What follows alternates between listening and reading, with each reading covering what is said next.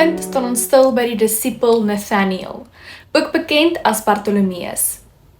Ons lees van hom in Johannes 1 vers 43 tot 51.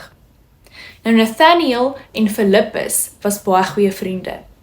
Dit was juist Filippus wat Nathanael ooreed het om vir Jesus te kom ontmoet. Filippus het vir Nathanael gesê, kom kyk, ons het hom gevind van wie Moses en die profete geskryf het. Jesus van Nasaret, die seun van Josef. Dit wys vir ons dat Filippus en Nathanael die Ou Testament baie goed geken het en dat hulle dit gereeld bestudeer en daaroor nagedink het. Nathanael was 'n eerlike en reguit man en daarom vra hy vir Filippus, kan iets goed ooit uit Nasaret kom? Ons moet onthou dat Nasaret maar 'n klein en onbelangrike dorpie was. Niemand het verwag dat die Messias uit Nasaret sal kom nie. Maar toe Jesus vir Nathanael sien aankom, sê hy, kyk, hy is waarlik 'n Israeliet in wie daar geen bedrog is nie. Hoe mooi is dit nie? Jesus het geweet dat Nathanael 'n opregte mens was, nog voordat hy 2 woorde met hom gepraat het. Nathanael is verbaas oor Jesus se opmerking en hy vra toe op sy eerlike manier, hoe ken u my? En Jesus antwoord hom, nog voordat Filippus jou geroep het, toe jy onder die vyeboom was, het ek jou gesien. Geliefde, jy self sal weet dat daar oomblikke in ons lewens is wat niemand sien nie.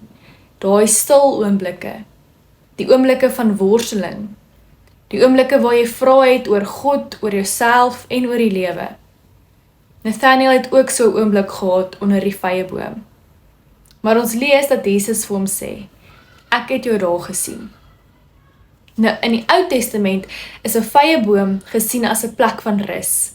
Dit is 'n plek waar jy vir 'n oomblik alleen kon wees, waar jy kon dink of bid en antwoorde soek. En dit is juist daar waar Jesus sê, ek het jou gesien.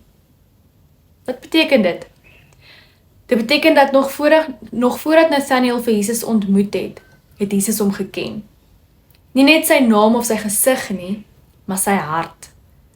Miskien het Nathanael daar gesit met vrae oor wie die Messias is. Miskien het hy gewonder wanneer God sal ingryp. Miskien het hy gebid, of dalk gemediteer oor 'n skrifgedeelte. Ons weet nie, maar Jesus weet. En dit is wat Nathanael getref het. Nie 'n wonderwerk of 'n goeie teologiese argument nie, maar die besef dat Jesus hom ken, die wete dat Jesus hom gesien het, toe niemand anders het nie. En toe kon hy nie anders as om te bely nie. U is die seun van God, die koning van Israel. Vanoggend wil ek vir jou dieselfde sê. Jesus sien jou. Hy sien jou waar niemand anders doen nie. Hy sien jou twyfel, jou gebede, jou moedeloosheid, jou sonde en jou verlange na hom. Daar waar jy dink, niemand verstaan nie, sê Christus, ek het jou gesien. En die belangrikste is dat hy jou sien en nie wegdraai nie. Hy roep jou steeds, net sy Nathanael geroep het. Want die Here sien 'n opregte hart.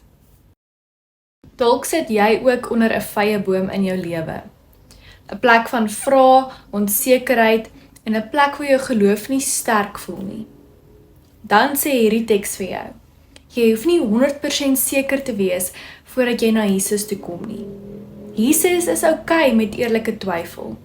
Hy verkies opregtheid. So kom nes jy is, want hy het jou alreeds gesien.